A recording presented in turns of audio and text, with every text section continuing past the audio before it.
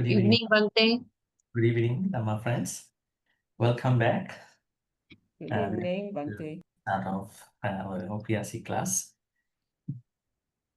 Today is day 90 in our class, and we are going to look at another Dhammapada stanza. Let's pay respect to the Buddha this point. Sadhu, sadhu, sadhu. Namo tassa bhagavato arahato samma sambuddhassa. Namo tassa bhagavato arahato samma sambuddhassa. Namo tassa bhagavato arahato samma sambuddhassa.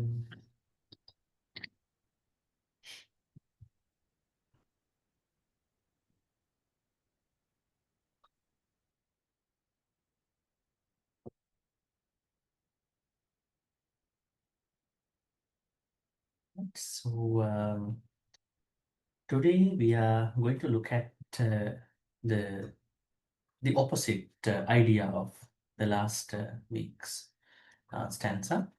The last week's stanza was about doing any akusala activity that will follow us, and then we will face the consequences with tears and unhappiness. That was what we discussed.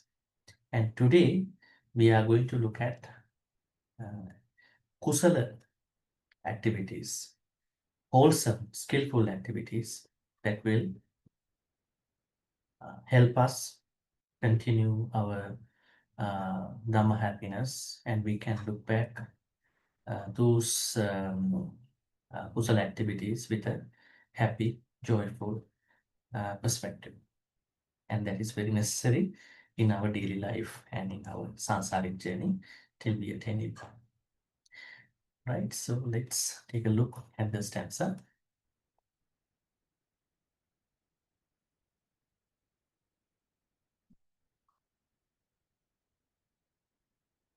Dhammapada's 68th stanza.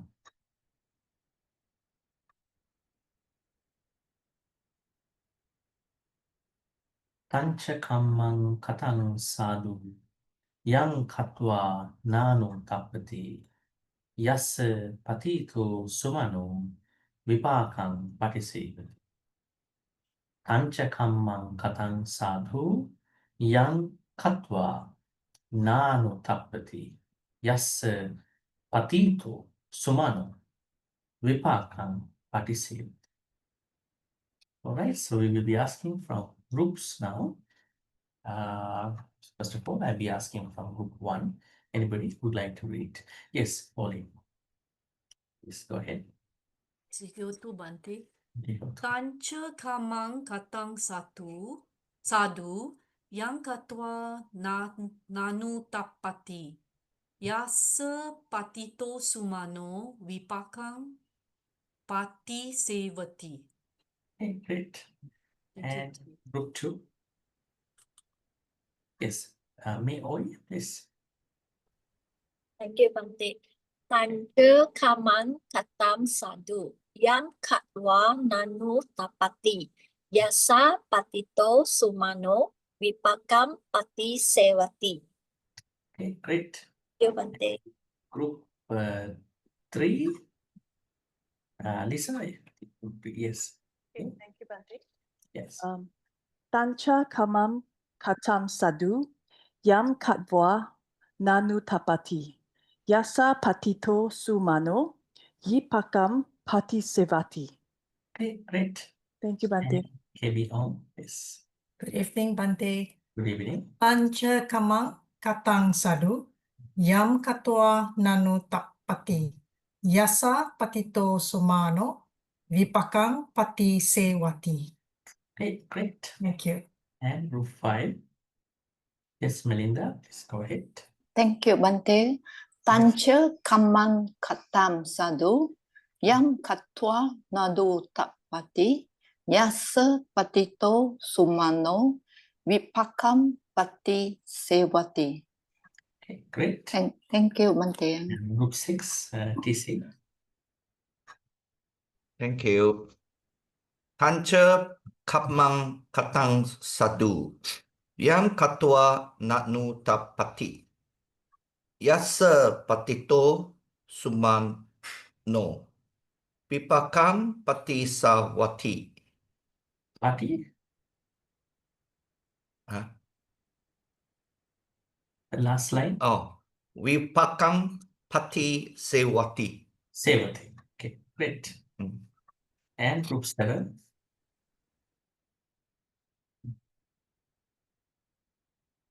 Someone from group 7. Yes, Hema, please go ahead.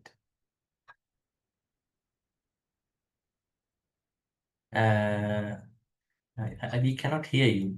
You can unmute, please. Yeah. So sorry, Bhante. Yeah. Okay, tancha kamam katam sadu yam kapwa natuta pati. Yasa patito sumano vipakam patise wati. Tanka kamang katang sadu. The second line, yang. Yam kapwa natutam tepati. Tapati? Tempati? Yeah, yang katwa. Patwa nanu Nano tapati. Yeah, there are two N's. pati. Yeah, Yeah. pati. Thank you, Bhante. Yes. And then groups 8.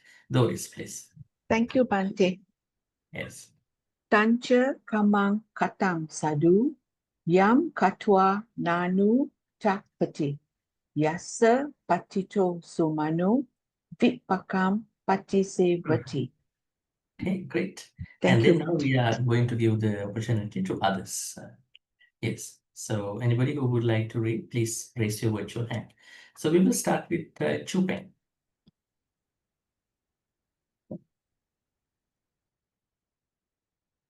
Yes, Chupen, please go ahead.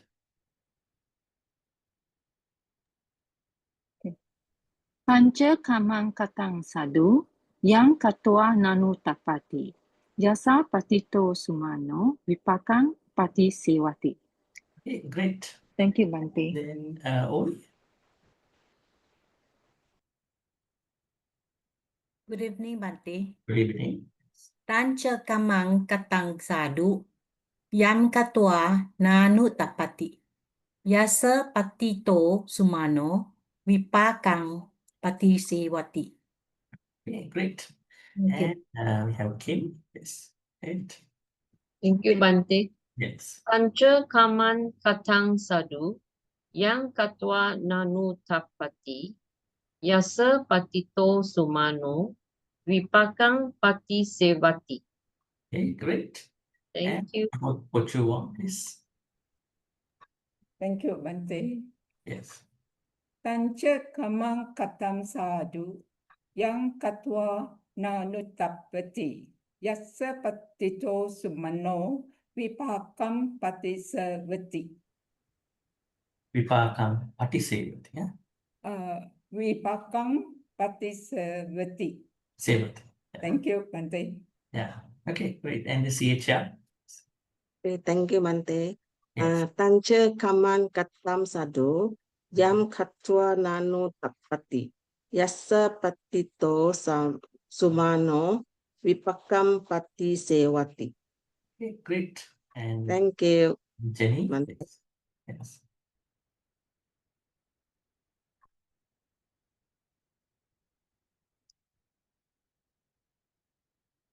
Yeah. Can you hear me, Bhante? Yeah, now we can hear you. Yes. Good evening, Bhante. Good evening. Tanca kamang katang sadu, yam katwa nano tapati. Yasa patito sumano, vipakang pati sewati. Okay, great. Thank And you. Suzanne, please. Thank you, Bhante. Tancha kamam katam sadhu, yam katva nanu tapati, yasa patito sumano, vipakam pati segati. Okay, great. Thank you. And we have Sumana. We are talking about Sumana today. Your name. person called Sumana. Please go ahead. I cannot hear you. Is it my problem or perhaps? Yeah, Here, I can hear. Yes. Tancha kamang katang sadhu yang katwa nanu tapati yasa pati to sumano vipagam pati sewati. Okay, great. Thank you, Bhante. We have seen form, please.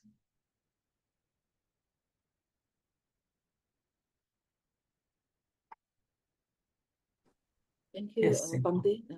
Yeah, yes, go ahead. Tancha kamam kata satu, yam katua nanu tapadi, yasa patito sumano, vipakam pati sewati. Okay, great. Thank you, Bhante. We have Isa. Thank you, Bhante, and good evening, Yes. everyone. Tancha kamang katang sadhu yang katwa nanutapati yasa patito sumano vipakang patisevati. Thank you. Okay, great. And Cyril, let's go ahead.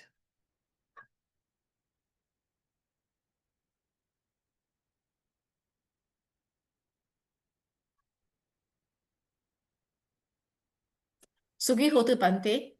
Okay, how to? Tancha kamang katam sadu. Yam katwa nanu tapati. Yasa patito sumano. Vipakam pati sevati. Okay, great. Thank you, Bhante. Margaret, please. Evening, Bhante. Good evening. Tancha kamam katam sadu. Yam katwa nandu tapati. Nanu, Nanu, two N's. Nanu tapati. Correct? Yes. Okay. Yasa patito sumano vipakam pati sevati. Okay, great. Thank you, Bhante. Yeah, the next one, I cannot see the name. Can you please rename your name? I see the iPhone. Yeah.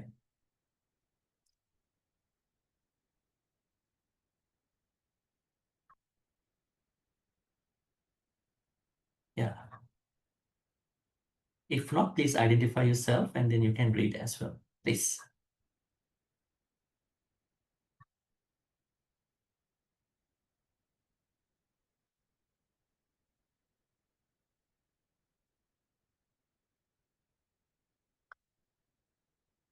Okay, if not, we will pass on to Melin. Please, Melin, let's go ahead. Can you please unmute? Sorry.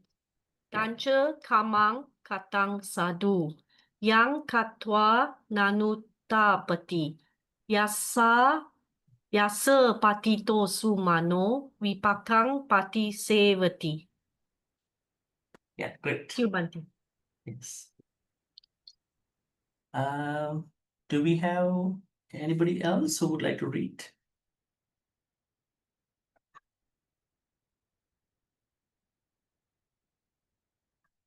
Anyone else?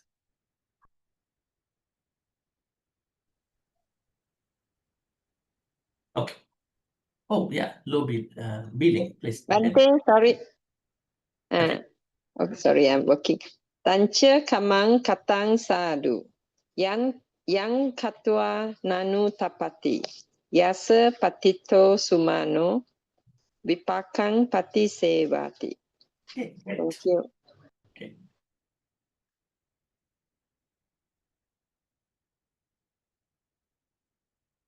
Right. If there are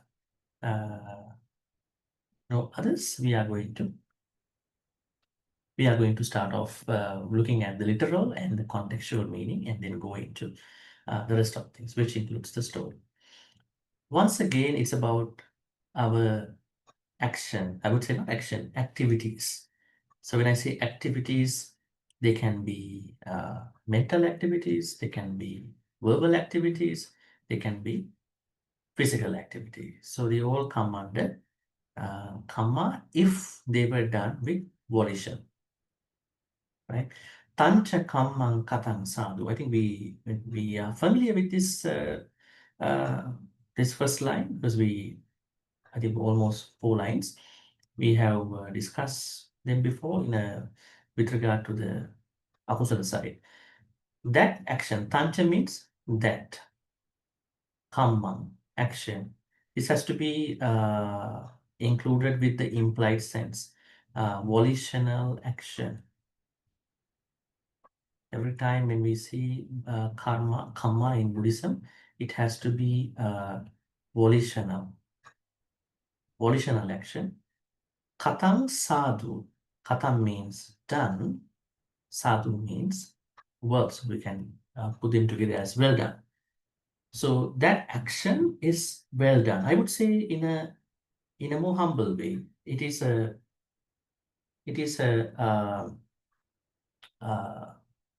very praiseworthy action. Maybe it's a praiseworthy activity because in Buddhism we have seen a Pali phrase called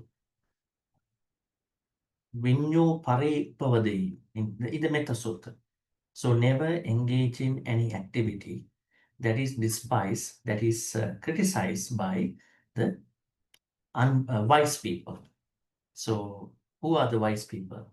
Wise people mean those who are thinking kusala thoughts, they are speaking kusala words, and then engaging in kusala actions. So we are very conscious about any feedback that can come from wise people.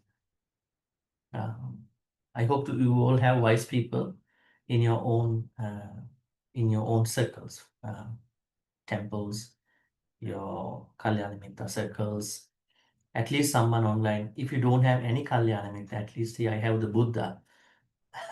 Actually, the Buddha himself said in one sutta, we must have 2 Kalyanamittras at the very least. In one sutta, in the Anguttara Nikaya, if I'm not mistaken.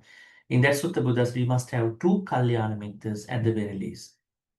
So one is the Buddha. So everybody has the Buddha. What do we mean by the Buddha? Is it me saying that I have a big Buddha statue in my house, so the Buddha is my Kalyan? I don't think so. I mean, you might bring a Buddha statue if you want to keep it in your house. This means that you have a trust about the Buddha. I trust about the Buddha. What I trust? Do I trust the statue or the photo or the history of the Buddha? We are trusting about his 9 great qualities. Arahang, Sama Sambuddha, Vichacharan Sampanna, Sugata, Lokavidu, Anuttara Purusha Dhammasarthi, Satta Deva Manusana, Buddhu Bhagava. So any happiness, any happy understanding about the Buddha, whereby you display, exhibit your commitment to the Buddha, must have come from an understanding about these 9 great qualities, rather than you are thinking that Buddha is someone who is helping me to escape samsara without understanding what those 9 great qualities are. So at least we should have 2. Then the second one, we have to find out. If we are very, I would say, fortunate enough, I mean, if we are very lucky enough, some people don't like the word luck. When you say good luck, I don't believe in luck. I just like human actions, effort, energy, that's good. But sometimes there are things that go beyond our efforts. You know that sometimes there might have been times that you must have been very surprised. I didn't do anything and it happened to me, right? So past karmas might have come to you. So the Buddha said that we need to find out, we need to create Kalyanamitta friendship. So 2 Kalyanamitas must be in the life. So this way, we here understand that in order for us to engage in a volitional activity that is really praised by the Kalyanamitas, we have to understand those characteristics of Kalyanamitas. The basic characteristic of a Kalyanamitta, of course, a wise person, is that someone who is trying to think wholesome thoughts, someone who is trying to speak in wholesome speeches, someone who's trying to engage in kusala activity. So this is the basic interpretation of someone who can be considered as wise. So now, why it is said that it is well done? Who is saying that this action is well done? Those people, initially. They are the ones who are saying that you done a very wholesome activity, right?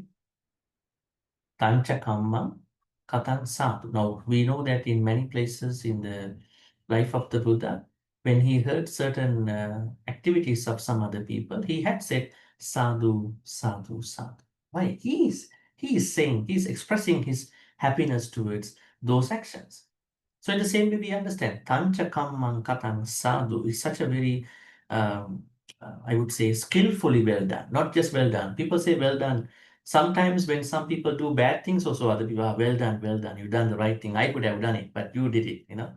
Maybe a gossip, maybe an attack, maybe a petition, maybe a character assassination. They also use this word well done. So then that's kind of an unskillfully well done activity. So we have to bring in this kusala version into this well done nature, just to be clear on that. So tancha kamma katang sadhu. Let me ask you again, what is kamma in Buddhism? That's such a very misused, such a very extremely misunderstood, extremely misconstrued topic among men. What is karma in Buddhism? Cause and effect. Good and bad actions. The cause and the effect. We are not going to get into good and bad in karma. I'm asking what is karma? Just think for neutral activity. What is karma? Don't go to good and bad. Yes, it is a manifestation of that activity. Yeah. Now, it's like that. I'm asking who is a human who can eat, who can reproduce. I'm not asking those. Who is a human? In the same way, what is Buddhist karma? Action. Volitional Action done with activities. volition. Action done with volition. Actually, this word also has some problems, but we don't have any other better words at this point. We could say, Chetanahang bhikkhave kammang vadami. Monks, I tell you, karma means any activity that you've done with volition. Then what is volition? A certain awareness about that particular activity is volition. That means if you have done certain activities where you had no enough considerable awareness, that knowledge, that knowing, that must have not been a karma. In the Buddhist way, that's the karma. In the Jain's way, Jainism is prior to Buddhism. They say every activity is a karma. So Jains are very careful with regard to anything. So they are pretty interesting group of people. They said life is impermanent. Also, life is permanent. They accepted the both sides. I mean, life is not even anicca, life is also nicca. Right? And they said that every activity creates karma. So you have to make sure that you sweep the flow so before you walk on that particular area. I think to Buddhism, for us, I mean, for the teachings of the Buddha, this is such a very ultra, I couldn't say ultra liberal. This is very, what do you call, they are using one word actually, lacto-vegetarianism idea. Lacto-vegetarian. They are not even eating roots of certain plants. They can't eat the roots of potatoes because they say because they believe there is a certain life with regard to potato roots, with regard to roots of any vegetable.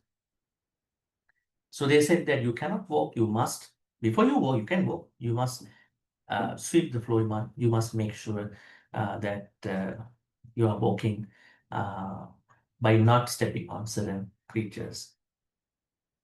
But we have to ask them, what is your idea when you drive a car or any other SUV on a road. I mean, how to clean the surface before we driving. It's kind of a question that we can post for Jain groups, and they even believe that wearing clothes.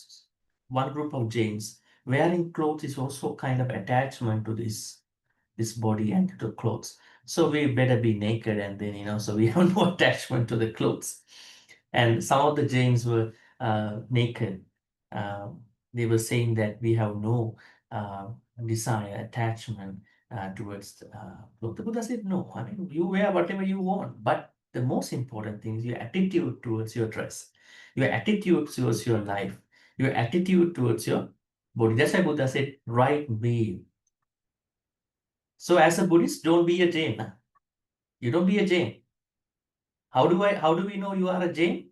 You are going to become very fundamentalist, very orthodox kind of Buddhist.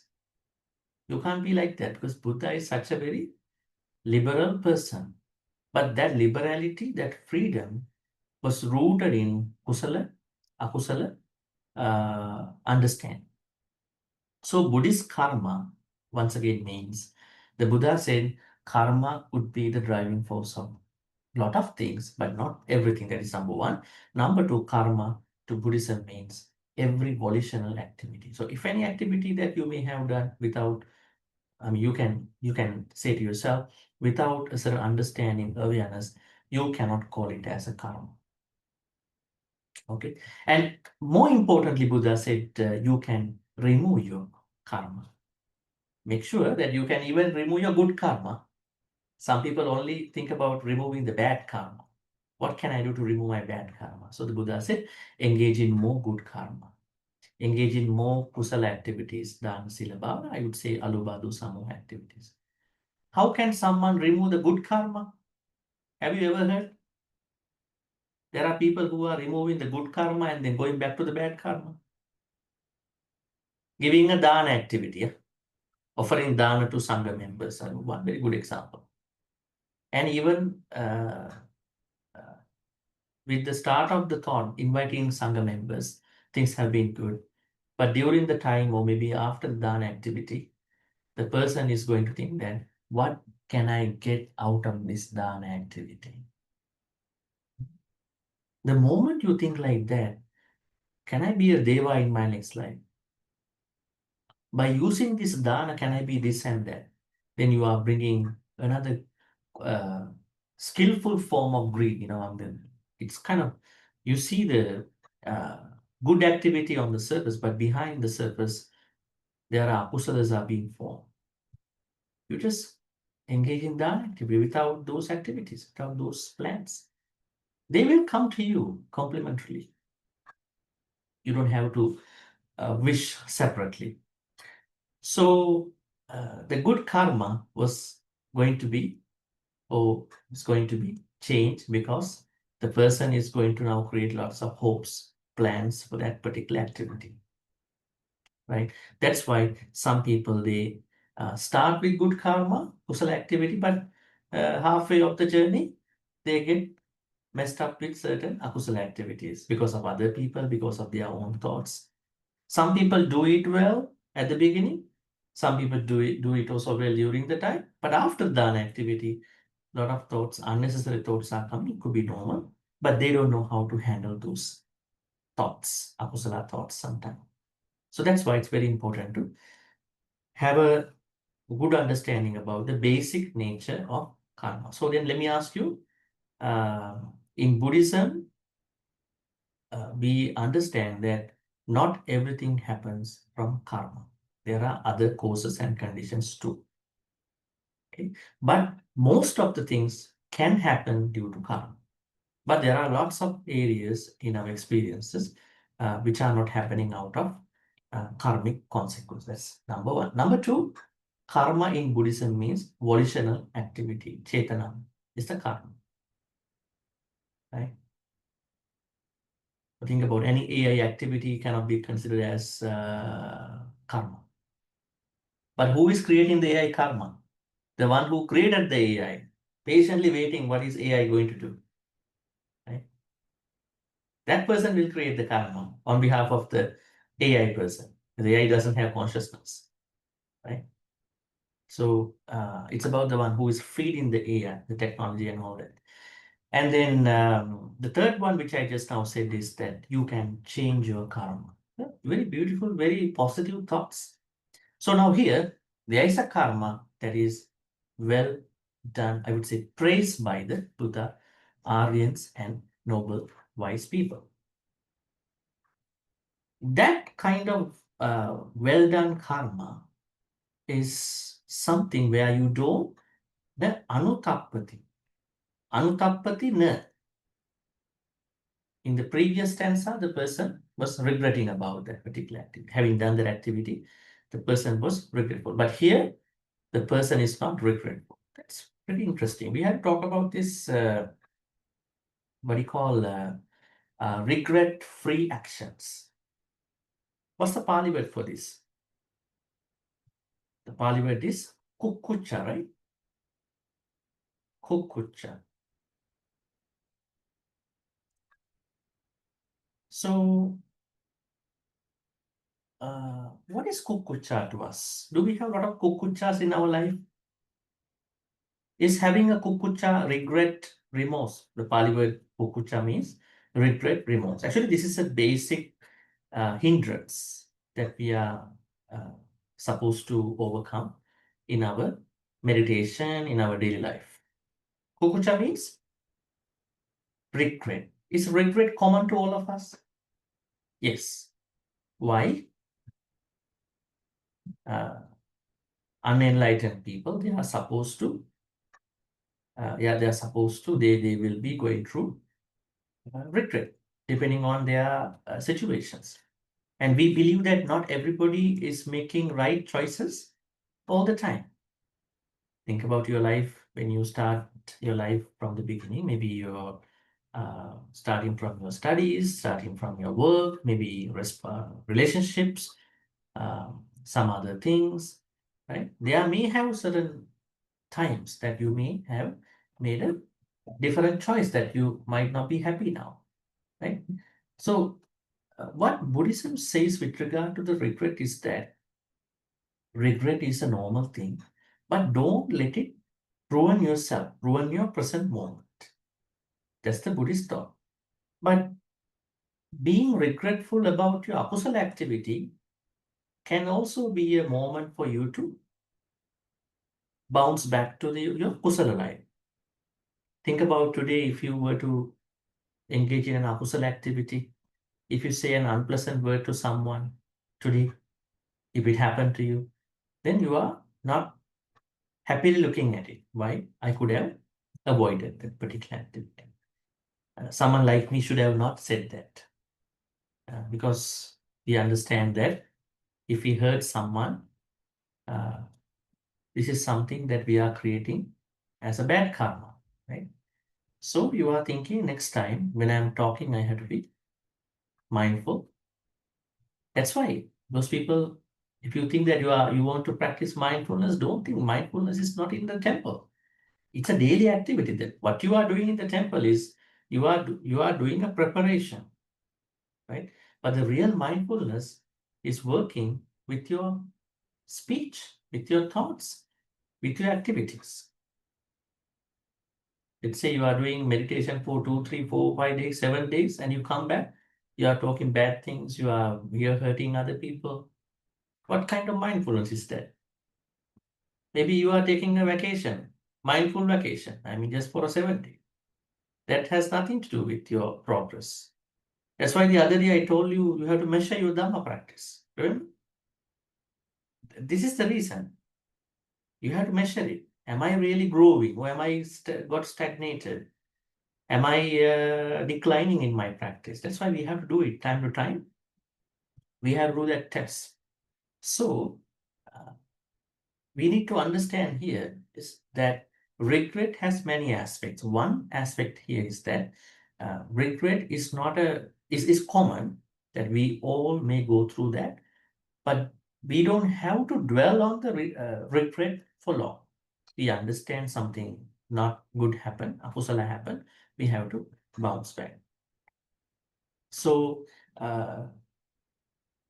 what Buddha is asking here is that never engage in any activity that will create you regret.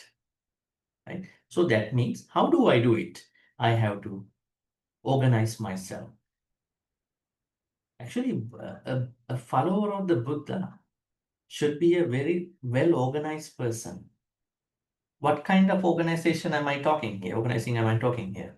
We are talking here. It's not organizing an activity, organizing something else. This is being a self-organized person. How to self-organize? How do I organize myself? I can look at my physical, mental, emotional health. Am I really taking care of my physical, mental, emotional health? Do I process kusala, akusala situations in the proper way? Or am I bogged down by akusala all the time? Do I keep kalyana mitra? Do I maintain my kalyana mitra friendships? Do I commit to my practice? Right? Or do I just come once in a while and go back, and then when I have again my mood, spiritual mood, I come back again. I do something and go back. In again another 4-5 months, come back again. And you are stagnated definitely. And then, see, this self-organizing is very important, because our spiritual life is a consequence of being able to self-organize. Number one is that I have to take care of myself.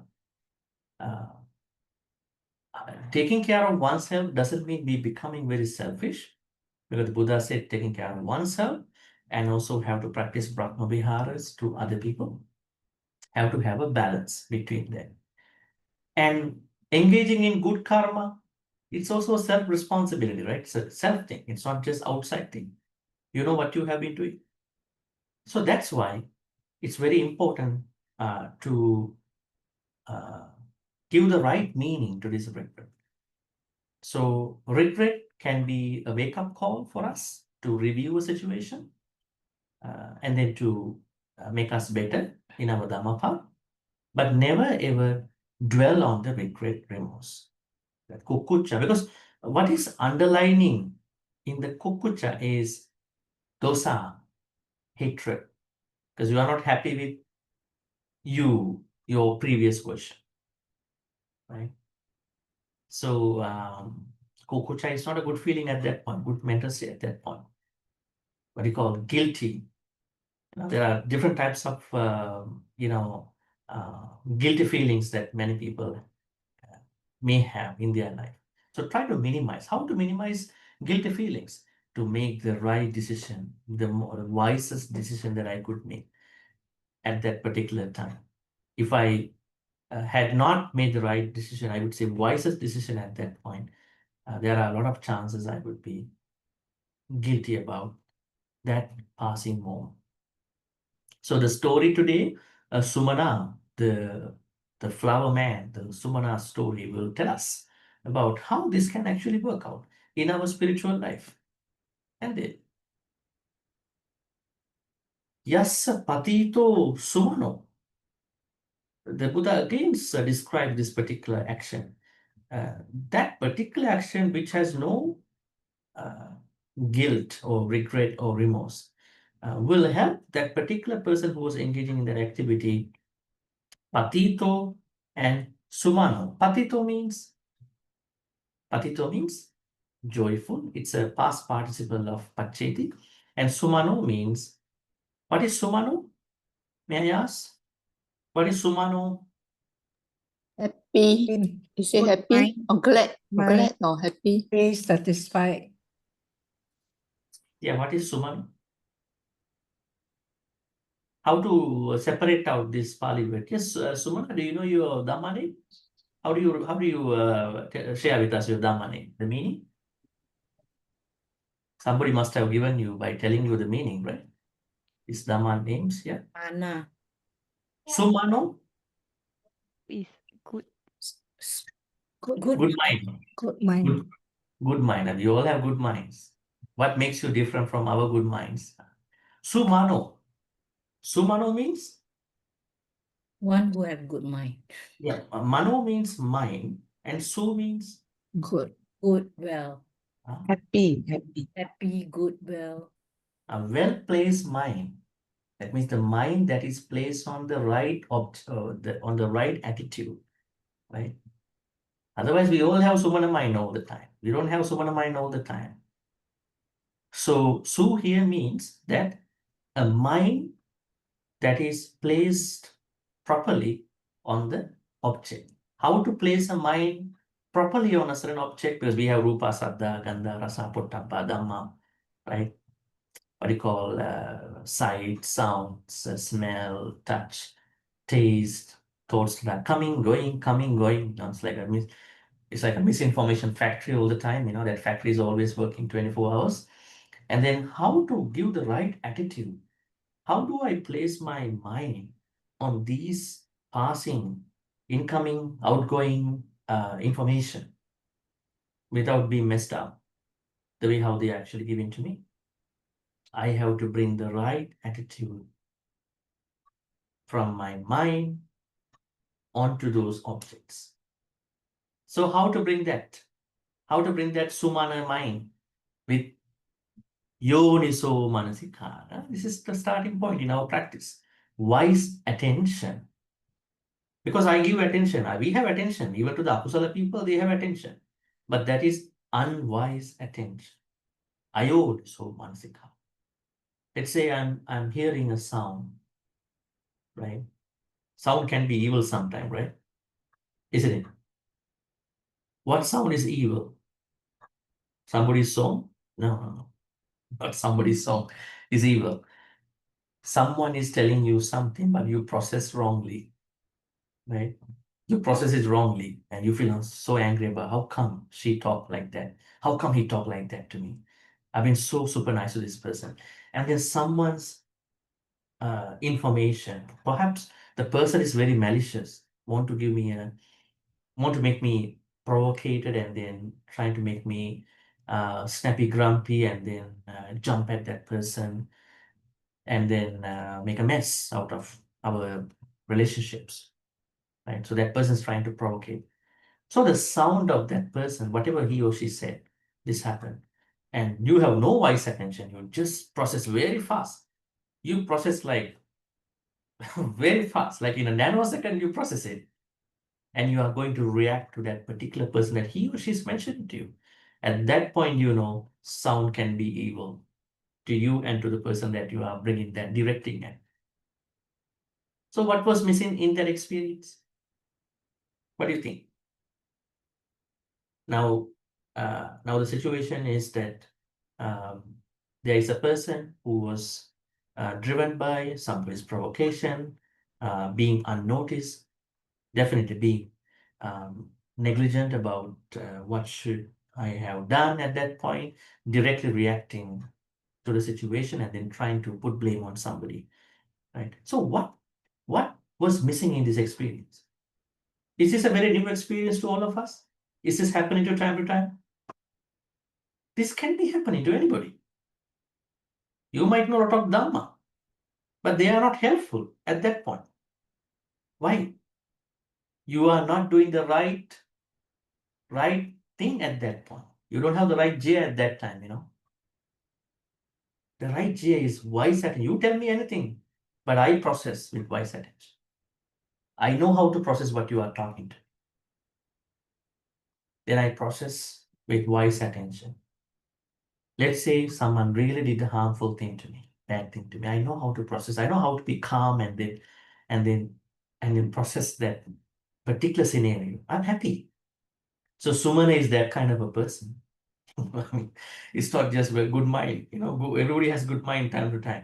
Sumana means the person who understands how to process, how to understand, how to process through wise attention. Yoniso. That means Yoniso means birthplace. Being able to see from its origin. Now, when things are happening, are we processing those objects from the original point? I don't think so. The good example is we normally use this example, iceberg. right? Iceberg. What part of the iceberg can you see? Where is iceberg seen? Huh? If you go to Alaska, you can see some icebergs. Huh?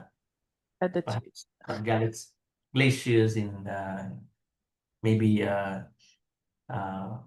northern pole.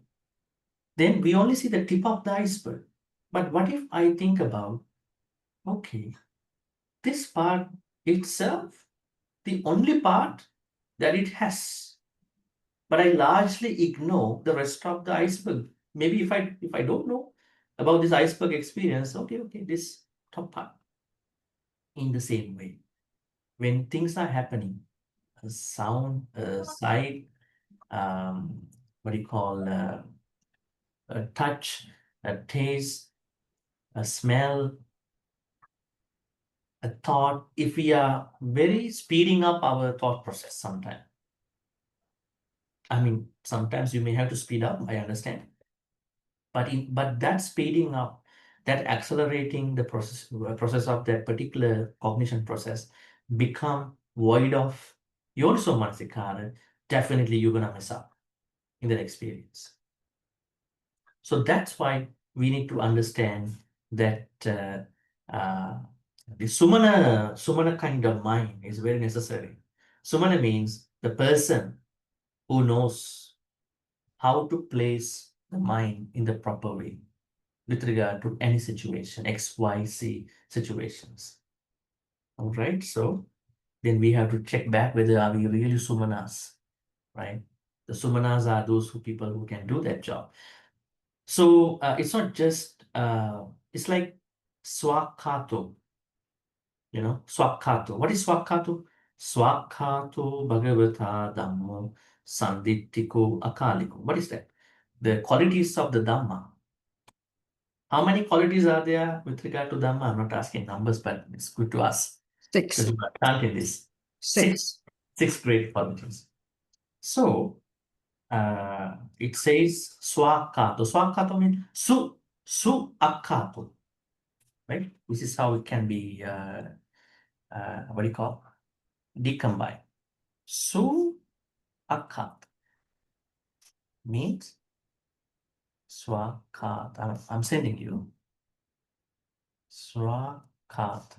Okay. Suakat. Akata means taught. Taught. That means the Buddha here taught us Dhamma. Su means well taught. Now, how to understand well taught? Tell me how to. It's a very difficult thing to think about. So now, if you see a lot of translations about Swakato, how was it given? Well taught. Dhamma is well taught. So, what kind of well taught is this? How to understand that part? So Dhamma is well taught in the context of it has been delivered by the Buddha, which is excellent at the beginning, which is excellent in the middle, which is excellent in the end. But be very careful. There are certain suttas where we find out some complications. I have to be honest about it, because some suttas were, you cannot understand if you don't read a lot of suttas actually. I mean, definitely you might not be able to do it because you don't have a Pali background. If you approach an expert, Dhamma expert, early Buddhism expert, that kind of person can tell you, because later on these suttas were preserved by unenlightened Brahmin monks. So Brahmin monks didn't like women, and we can see that there's a scathing attack on women in some of the suttas. There's one sutta, not even women. They were attacking. Okay, there was an attack going between Brahmin monks and non-Brahmin monks. In India, there are 4 castes, right? Brahman, Kshatriya, Vaishya, Shudra. So these people are attacking each other because of their status. So what happened when the Buddha passed away? Sometimes there were many Brahmin people entered and become monks. And then other people also entered. and became monks. At that point, what happened? We can see some scathing attacks going between these two groups in some suttas, but the problem here is that they ascribe all those suttas to the Buddha. That's a very, very dangerous claim, actually. Say, for instance, in one sutta, we understand that other group that we just presume, the other group must have attacked this way. The Brahmins are worse than the dogs. I mean, and then it was given in the form of Buddha. The Buddha said that the Brahmins are worse than the dogs. Actually, Buddha would have never said like that, right? Because Buddha had no reason to say that the Brahmins are dogs. Not even dogs, even worse than dogs. And using animals and then what do you call fetishizing animals, condemning animals, using animals to attack other beings. They were all some of the very what do you call complicated moments of some certain sutta. That's why you need an expert to read the suttas. Don't go and read by yourself sometime, because you may pick up wrong things.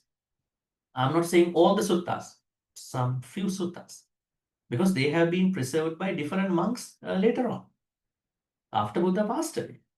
So certain ideas, cultural ideas, their societal ideas were crept into the text. So here, what we understand now is that the mind that is able to be placed with Yoniso Manasikara towards any situation is the greatest mind. That mind is what you call by Sumana. Now, the particular person in the story called Sumana had it. And Vipakam Patisevati. So the overall karma activity which creates a Vipaka. So karma, it creates Vipaka. Okay. Karma means volitional activity, and this is the consequence. And you also have to understand the processing of the karma is not always similar. Okay, it is not going like this, like a straight arrow. It can go like this, it can go like this. It will hit the consequence very differently. Sometimes it can go here also. What do I mean? What do I mean by like it goes here, here, here? The processing of karma, maturity of karma is very difficult to be predicted, except by the Buddha.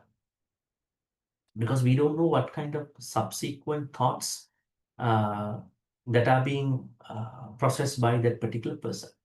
So now we understand as a blanket understanding that there is someone who has done a karma, what you call a skillful karma, volitional good karma, that brought that person no regret, happily done. And at the same time, the person is very joyful and happy now that particular vipaka of the karma is following that person. This is the translation. Now we go to the, what you call the story. Sumana Malakara Vattu. Vattu means story. Vattu. Malakara means garland maker. Mala means garland, Kara means the maker. Sumana means the person's name was Suman. Now, what was the story? The story was there was a man called Sumana. This Sumana was a garland maker and garland provider as well. So he was supplying the king Bimbisar in the Rajagaha some amount of flowers. Normally we understand he provided, I would say, 8, what do you call, 8 amount of, he said Nali, 8 Nali. This is the Pali word here. Nali. Nali means normally we understand, we can say 1 Nali is 250 milliliter amount space, not just the water. So it is said he provided 8 Nali. So that means it's more than 1 liter of space of flowers, jasmine flowers.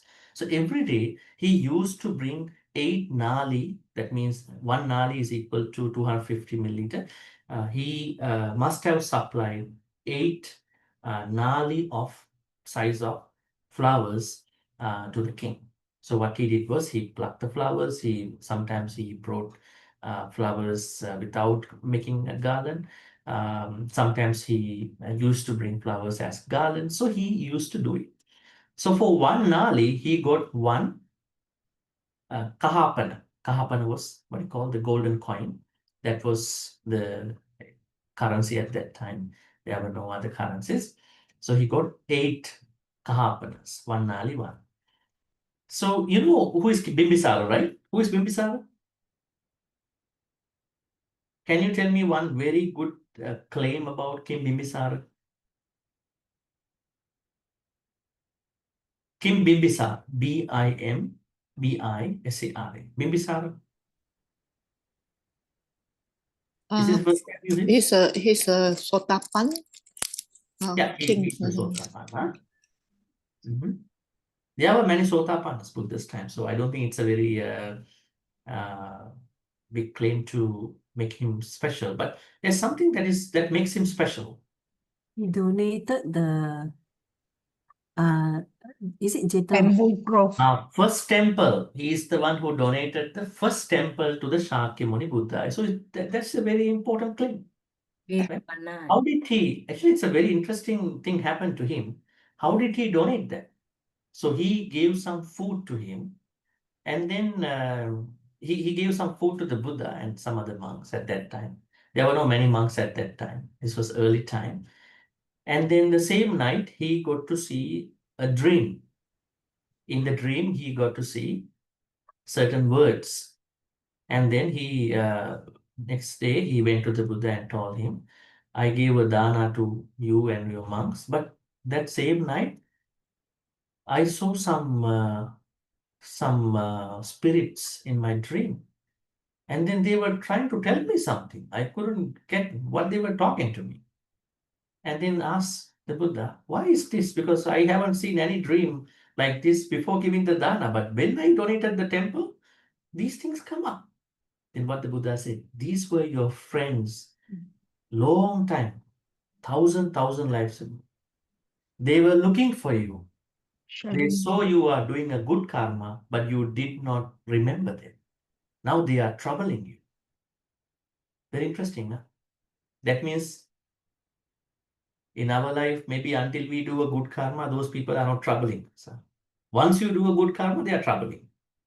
Some people wrongly understand. When I do the meditation, I cannot do. Mara picks me. It's maybe not Mara. Maybe your past people, ancestors, because they know you are doing a good karma. So try to. Then the Buddha told him, he was concerned about how to do this thing for them. Tomorrow, yesterday you donated the temple, but they don't need a temple. They saw you are doing the temple. They need clothes. So you must offer some clothes to the Mahasangha, robes. That's the main thing that these departed people need. Okay, departed people, especially hungry ghosts or spirits, what they in the first place need is some clothing, because most of them are naked. That's why we have a custom to offer robes. There's no now the problem is monks have a lot of robes, and usually if a Sangha member doesn't need a lot of robe because we can use one robe for the whole year. Think about Vesak Katina, people are offering 5-6 rope to one monk. How is he going to use that? But the problem is there are more people who they want to do their activity. So that's why they are doing it. At least those Sangha members can pass on to some Sangha members who don't have robes. There are some countries, those temples don't have even dana. They don't have even lunch dana. Somewhere in Sri Lanka, sometimes. There are some areas they don't even get dana because devotees are also not able to make dana for them. They are also very poor people. So we have to look for these places, right? At least we are distributing these things. Maybe in other countries too. So then King Bimbisara donated ropes to the Mahasangha. Then the next day morning, the Buddha asked, how are your ancestors? No, I can't see them anymore. So that means when you see them, that means they need something, right? This is something If you see your mother or father, perhaps if you are not thoughtful about them during the day, suddenly they came up. They need your good karma. So King Bimbisara, having donated the Veluvanara, right, the bamboo temple, and then he offered these things. So this Bimbisara, King Bimbisara was the king in this story, Sumana story. Sumana used to give flowers to him. One day, when Sumana was going to bring flowers to the king, he saw that the Buddha was on the way to the palace. So he thought, I'm not a very wealthy person. What I can do here is that I want to offer these flowers to the Buddha. So I want to offer, maybe perhaps this might have been a throwing flowers to the sky.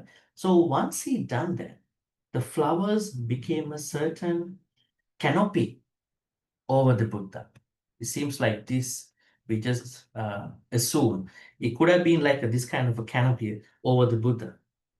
So Sumana was thinking that I'm happy. I know I will have some consequences. I'm actually I'm actually supposed to give all these flowers to the Buddha, but to the king, and then I will go through any consequences. Maybe the king will execute me because these are royal flowers. But anyways, I'm so happy for the Buddha. I wanted to offer to the right person. Sometimes we are doing things for the wrong people. But today I found the right person for these flowers. I want to offer them to. I have no regret. This is how we're going to connect the story to the stanza. When we do the right thing to the right person, I have no regret. And wrong people will take it wrongly. I do the bad thing for the wrong person. So what's the problem, right? We are not going that way. We are looking at it from a kusala point. Then what happened? Those flowers became a style of a canopy, as I said, and everybody was very happy looking at this incident. And then they were talking about this Sumana Malakara, garland maker. What kind of thought led him to do it? He's supposed to bring these flowers to the kingdom. And then king also overheard this thing from the palace. And then now Sumana didn't know what was going to happen at that point. He thought king would do something not nice to me, but king was a Sotapanna. So a Sotapanna cannot do those wrong things. So king was happier than him, and he personally came, and it is said that he gave a lot of things to him. It's not any disrespect. I understand your Dhamma happiness. And you offered today these flowers, not gave to me, to the right person. And during that time, the Buddha gave this stanza, verse to him. Tancha kammam katang sadhu, yang katva nanu tappati, yassa patitu sumano, vipakam patisevati. So this is the story in short. Now we're going to see the points. Okay, number one, the best action is one without regret. Dhammapada 68 is a reminder that the most precious action is one that leaves the mind unburdened by regret. So many times in real life, we are pushed easily, self-servingly, superficially into decisions we make based on convenience, fear, or what benefits us, only to be tormented by guilt, doubt, and fatigue of our lives. A truly moral act elevates the doer and the receiver both. It's in line with what is most important to one. Sumana's was not a grand offering in terms of objects, just flowers of other people. It's what we call, but it was the richest in purity of heart. Such karma gives pleasure here and brings happiness in beauty existence. The best action is one without regret. Now let me bring this to a dana occasion. Because you are not seeing the Buddha anymore, right? Rather than you are learning from the Buddha, you just hypothesize about the situations. How to bring this to your situation in your life? You interact with activities, you do good things. So how to engage in any activity without regret? The Buddha said to us that we have to keep our mind free from lobha, dosa, moha at all times. And it's challenging. Good things are challenging. Bad things are easy. To lie to somebody is very easy, right? Just to lie. But not to lie takes a lot of courage. It takes lots of time, right? To hurt someone with a word is very easy. But not to hurt someone, it takes a lot of effort. Because our raw words are very hurtful to others. We have to filter them out, right? So in that same way, how to look at a potential activity someone engages without regret. So the Buddha asks us to engage in any activity, not even dana, by minimizing any lobha, dosa, moha. Now lobha means, lobha is not karma, okay? Don't misunderstand. What is karma? What is lobha? Karma means this. Karma. Activities done with volition. Karma, not karma. It's not karma. This is karma.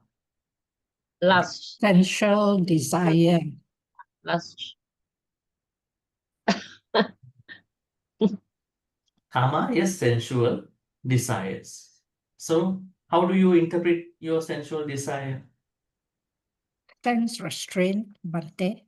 No. How do you interpret your sensual desire? Oh, craving, wanting, with greed.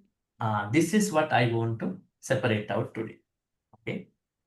So today you need to separate out these Pali contexts very carefully, because we have a blanket translation for all these things. Some people, they translate karma is tanha, tanha is karma. So these words carry separate context-specific meanings. Karma. How to understand karma from lobha? Actually, what is karma? Karma means sensual desires. What are the sensual desires? What are the sensual desires? How many and what are they? Six. Bhante, six. 6 sensual desires. Yeah. So, can you name them? Sight, Sight, sound, taste, smell, touch, thoughts. But we have to add one more word for this, because otherwise people will misunderstand that these are objects, right? These are objects generally.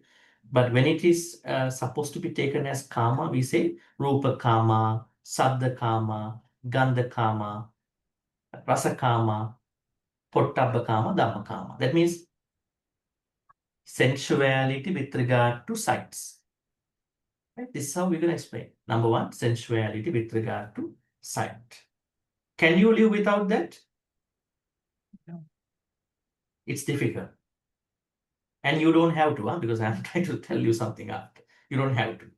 Then, saddha karma, sensuality with regard to the sounds. That means, I would say appetite. Appetite with regard to the sight. Appetite with regard to the, this is another, my suggestion, but you don't have to write it. But sensuality, but just to understand, it's kind of an appetite. And then, gandha karma, sensuality with regard to smell. And then rasa karma, sensuality with regard to taste. And then pottabha karma, sensuality with regard to touch. Not touch, not touch. Touch is object. This is pottabha karma, sensuality with regard to touch. Right?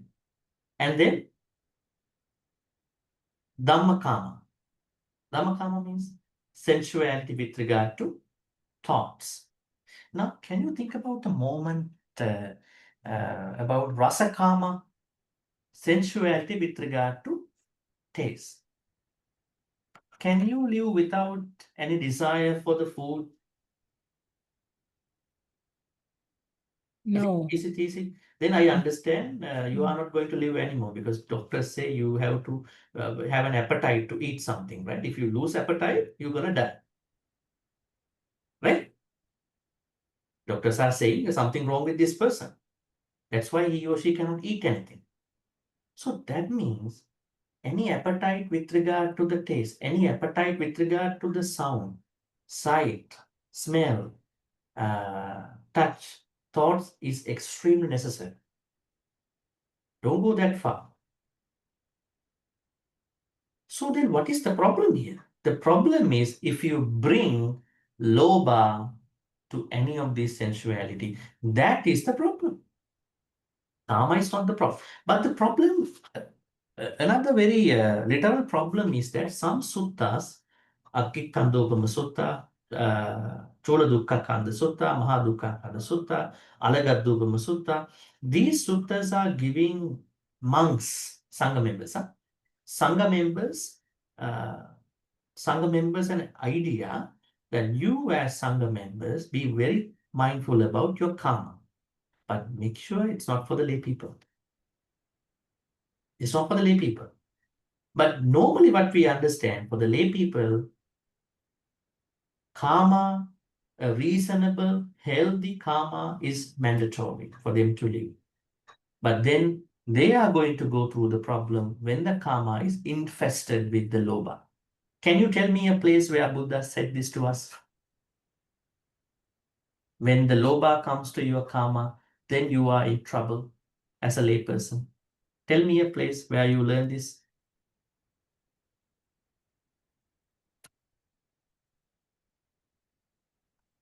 Or you haven't heard this before. You never know, right? Huh? Is it Paticca Samuppada? No, I'm asking, have you ever heard that your karmas, when your karmas are troubled by the lobha, that would be the problem as a layperson. Otherwise, karmas themselves are necessary for you. Healthy karmas, I'm not saying too much karma, healthy, necessary karmas are necessary for you.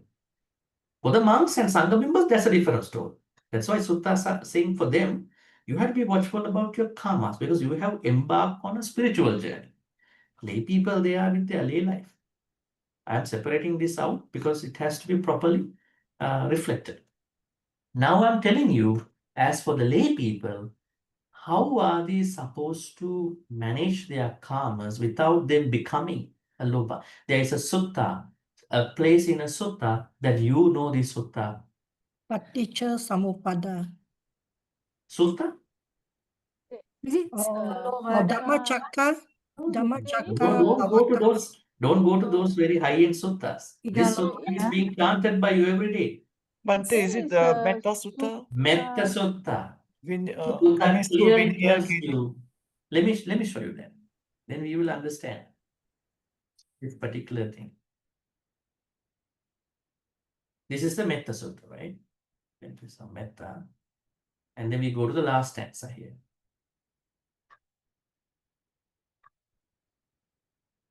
This is the last stanza, 10 verses. Take a look. Now, this translation has a problem. Don't look at who they posted, but you can see. Dittin Janapagama Silavada. Kamesu Vinaya Gedham. Okay. Now we are going to translate this. Vinaya means having a band. Vinaya means having overcome band. Gedham. Gedha means greed. Having overcome the greed with regard to the karmas. Karmas are necessary. Healthy karmas. You should know your limit. Having overcome the greed with regard to the karmas, you are going to work in your lay life. That's how the Buddha said here. So that means, I'm again going back to you, greed is the problem. So greed is where you are going to create a lot of issues with regard to the spiritual journey.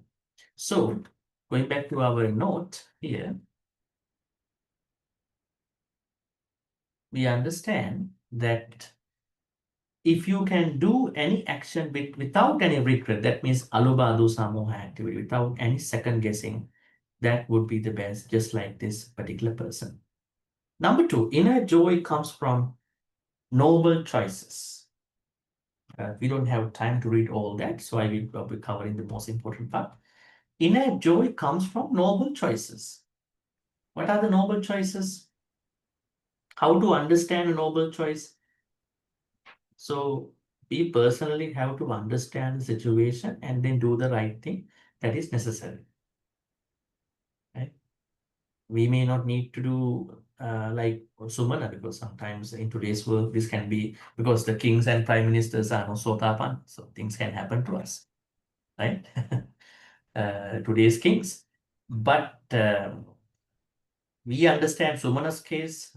He was very lucky because King Bimbisara was a sotapan. But how to take it to our normal life? When you are making a decision, try to make the decision by looking at the noble side of that activity. Aloba dosa moha side of that activity. So these choices are only noble when you understand how to do it in the kusala way. Courage in the face of consequences. Normally, a lot of people are scared to engage in good activities in times of fear, insecurity. But nobody is doing that for us. We have to do it by ourselves. So we have to create virya, energy, and then right effort to engage in more kusala activities. It doesn't mean that we have to put others at risk, but rather we have to consistently maintain our energy and right effort. So don't just let your fears or embarrassment, shyness, I mean, if it is a good thing, if it is not really harassing anybody, you may need to go and do it. Generosity is a gateway to joy. We understand dana. How important is dana, and what can someone understand through dana, especially in the path of Nibbana? Trust in the triple gems transform ordinary acts into extraordinary merits. I think we discussed this part. Remember the Super Buddha story? Super Buddha story, we remember that Sakka impersonated someone and then not even impersonated. He asked him to say something bad about Buddha Dhamma Sangha, but he didn't go for it. So because Super Buddha was firmly rooted in Buddha Dhamma Sangha. So try to always maintain your trust about Buddha Dhamma Sangha firmly. That will help you to proceed your journey, spiritual journey. External circumstances don't limit inner choices. External circumstances do not limit inner choices. Yeah. So now Sumana did not expect Buddha was on the way to the palace, but this situation was an opportunity for Sumana to make a decision, right? Sometimes we know in some of the life of the Buddha story, someone is giving dana and someone else is joining the dana. That person is making more karma than the person who is actually doing the dana.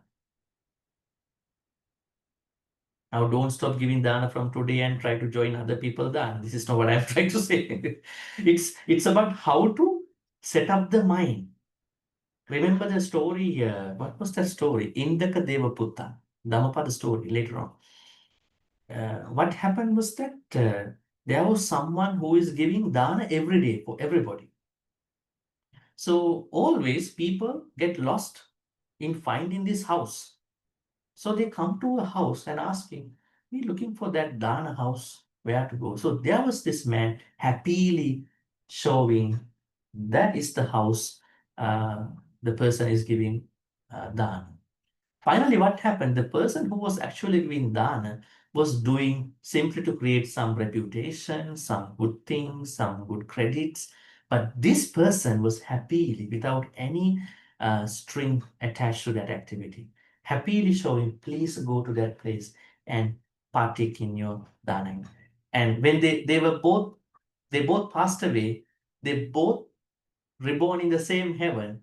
When the Buddha went to that heaven after some time, the Deva, when they sit down, only the powerful Devas can sit in front of the Buddha. So the person who showed the house for dana was able to sit nearby the Buddha. The one who was giving dana was sitting far away from the Buddha. The Buddha said the reason was not just giving dana. That person had a lot of behind expectations, ulterior motives in giving dana. We only have to give dana to overcome lobha, dosa, moha, not to get a credit. I did better than other people. I'm better than others. Or even to just create myself happy about trying to distance other people to measure my practice. It should be simply done out of that thought. I mean, thought of not having any strings attached to it. So that's why it's very important to it in the process. So sometimes it might be the other way, right? So be mindful about that thing. Selfless acts inspired communities. Actually, what happened when Sumana offered flowers, other people also appreciated, the king also appreciated. Leaders, now in this case, King Bimbisara appreciated what happened over the rules. Good karma multiplies beyond expectations. The power of intention shapes future lives. That means karma, definitely. His intention was good. Mindfulness of morality fuels right action. The Sumana might think king will kill me, they will banish me. But he still wanted to be mindful about this particular activity. Finally, we understand what truly matters to us in our life. Let's read that part. Sumana is a living example of how happiness does not come from riches, status, or meeting external expectations, but from living in harmony with truth, goodness, and generosity. His act of offering a handful of flowers was ordinary. Flowers were not ordinary. His offering was ordinary. And through his act, a cosmic process happened, not because of the flower, but because of the pureness of the act. This can be a humbling lesson for all of us to consider in our own planning. Are we putting enough money in our spiritual bank? Kindness, awareness, compassion. After all, these are the treasures we take with us when we depart this life. And they provide a peace and satisfaction that is a lot more than materialism. And we do understand we are not bringing anything when we die, our money, anything. So we need to create necessary good activities without creating lobha dosa. So this is what we are learning from Sumana. The Sumana's story, finally Sumana became a Sotapanna. Sumana's story tells us how to create a very small act, a happy act, that he can rely on that happiness till he died. Perhaps during the samsara, till he attained Nibbana. He made the first step, becoming a Sotapanna. So that means in your life, try to take all opportunities to engage in good karma. Not because you are expecting things, but because you are supposed to engage in. It might be a dana, it might be a truthfulness activity, it might be any other activity. Try to take all these opportunities. Don't say, okay, I do one dana is enough for my life. No, 1 month dana. No, you have to engage in as many good activities as you can. Sumana didn't do, actually, those flowers are not Sumana's flowers, right? At the end, they were meant to be in the hand of the king. So this is the understanding about the story. So now we are opening up for the Q&A. If you have any question, please ask at this point. Bhante, Yes, Kim. sorry, just now you mentioned the few karmas. I didn't quite get that. Ganda karma, rasa karma, dhamma karma, uttama karma, and 2 more I didn't get. The sub. Okay, let me tell you from the beginning. So Arambana and Kama are 2 objects and Kamas are 2 things. That was the first year. Then Kama. There are 6 Kamas. Rupa Kama, sensuality, or you can say sight in the form of sensuality. Or I would say sensuality with regard to the sight. Rupa Kama. Number 2, Sabda Kama. Sadda. S-A-D-D-A, Sabdakama. Sensuality with regard to sounds. Yeah, okay. Number 3, Gandhakama. Sound. No, that's not sound. Gandha. G-A-N-D-H-A. Gandhakama. Sensuality with regard to smell. 4th one, Rasakama. Taste. Sensuality with regard to. Don't just write taste because you have to add sensuality part. Otherwise, it becomes arama. That's why confusion comes in. Sensuality with regard to taste. If you write taste, it's an araman, object only. Like tongue and then taste. They are what we call sense faculty, and then here we are talking sensualities. 4th one, rasakama, sensuality with regard to taste. 5th one, pottabakama. Pottabba means P-H-O, po. H-O. Double T, H. Double T, H, A, double T, H, A, double B. Pottabakama, sensuality with regard to touch. Last one, Dhammakama. Dhammakama means sensuality with regard to Buddha statements. No, thoughts. That Dhamma is different from this Dhamma. Thoughts. Sensuality with regard to thoughts, our thoughts. Okay, thank you, Bhante. We have a lot of Dhammakama from morning to evening. Oh, I lost my mood. Today is not a good day for me. Thoughts, Dhammakama. All right. Any other questions? Thank you. Yes.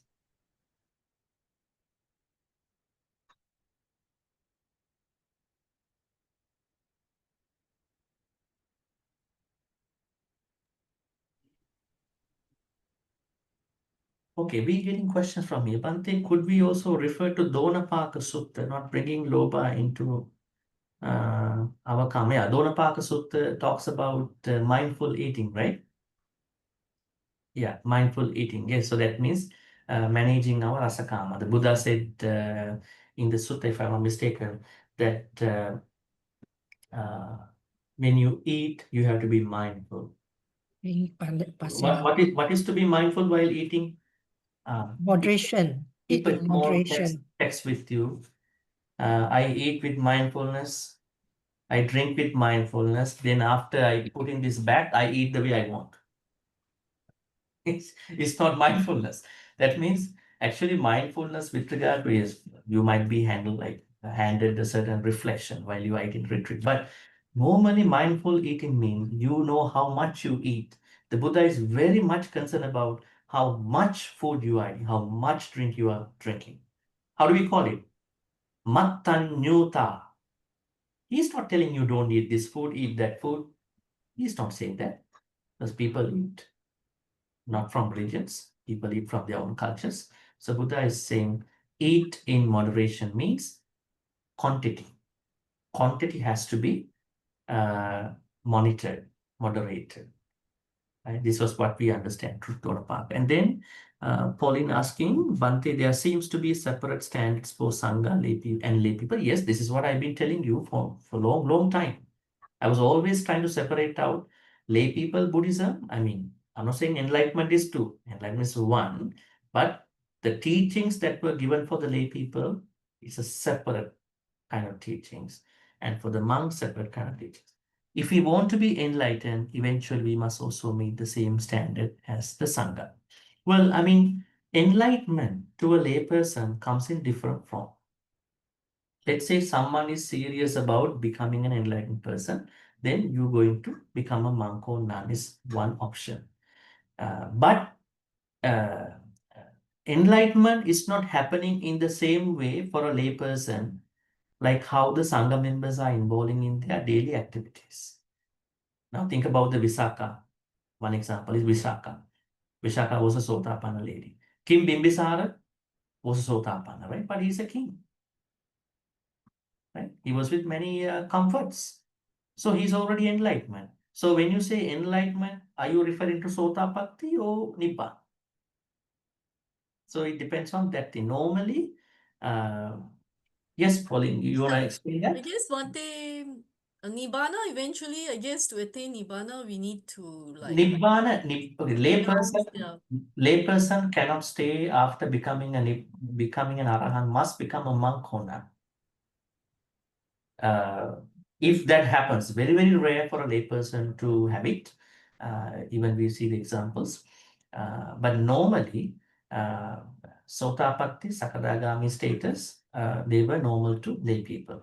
But there is no mention that there is no need as well, layperson to become a monk. Because we don't have to be in a hybrid model, you know. You are a layperson. Monk, Sangha member is Sangha member. Yeah, so one day sometimes I hear, good friends, they'll say, oh, past life I was a monk and nun, and this lifetime they are actually lay people. So we actually, like, our rebirths and all that will be in and out, whether sometimes monk, sometimes nun, sometimes lay people. But like, I used to ask late chief this question, late chief Kesri Dhammananda, and he would say, you know, you must have very good merits to be a monk because it's not easy to be a monk or a Well, nun. Yeah. I mean, we say that you need lots of good karmas to be a monk, so that doesn't mean that being a layperson has no good merits. So I think we have to look at the both sides, yes, but also keep in mind it's not the robe that makes you a good person or a bad person. Robe, be appreciate. That's a commitment. When you become a monk and nun, you have certain parameters, right? It's the life is not that common like a layperson. So that's why we have a huge respect for that and then that thing. But it doesn't mean anybody as a layperson not making any progress. And we have so many. I think I shared this story a long time ago. Remember, we studied about one lady. She doesn't know any Dhamma. Some monks went to a temple, and then to take vasa. And then during the time she said, "What are you doing?" And the monk said, "We are doing our practice." Then she asked, "Can you teach me?" And what happened? She became a Sakadagami person, right? And then the monks couldn't attain any Sotapatti attainment, right? So that's why I'm telling you. So I'm not trying to put one person down and trying to say another person is better. I'm telling you, becoming a Sangha member is definitely an elevated step, but that does not guarantee that you are fast tracking your progress. It depends on your management of your mind. So then, lay people have their own opportunities to become a Sotapanna. Before we talk about Sotapanna, we must talk about becoming a better person. Let me take other two questions. Thank you, Bhante. What can we learn from Sumana's wife? In the story, she went to see King Bimbisara to say she had nothing to do with Suman. I think she was scared. I think she was scared that they would be punished. That's why she wanted to say, I'm not involved. Okay, can Bhante please give an example of sensuality in thoughts? Okay, one example for this is that you become moody. Why you become moody? You were expecting a certain kind of thoughts in the morning, but you could not get those thoughts and you are moody now. But you never knew that they are Dhammakama. They are Dhammakama. If you know they are Dhammakama, why should I be moody? I think I can think differently today. I don't get that particular thing, but I can be happier differently. So I'm not going to be vulnerable to Dhammakama at that point. But we need Dhammakama too, in a way. Say, for instance, happy thoughts, Dhamma thoughts, right? Good memories, right? All right, I think we almost passed the time. Then at this point, we are going to transfer all the good karmas, which we've been learning about Sumana's story. At the same time, the importance of engaging in wholesome, skillful activities that will keep us happy and joyful all the way to Nibbana Bhante. So may all the good karmas we've been making today be transferred to all departed relatives. May they be well and happy. May they attain supreme bliss of Nibbana. Sadhu, sadhu, sadhu. Idam me nyati nang hotu, sukita huntu nyatayo. Idam me nyati nang hotu, sukita huntu nyatayo. Idam me nyati nang hotu sukita hontu nyatayo. May Deva, Naga, Mahindika receive all these good karmas. May they be well and happy. May they protect and bless all of us for good health, quality of life, prosperity, safety. We need all these happy physical, mental status to practice Dhamma and finally to attain Nibbana. May Deva, Naga, Mahindika finally attain the supreme bliss of Nibbana. Sadhu, sadhu, sadhu. Ittavatacha amhehi sambhatang punya sampadang sabbe deva anumodantu sabbasang patti siddhya. Ittavatacha amhehi sambhatang punya sampadang sabbe bhuta anumodantu sabbasang patti siddhya. Ittavatacha amhehi sambhatang punya sampadang sabbe satta anumodantu sabbasang patti siddhya.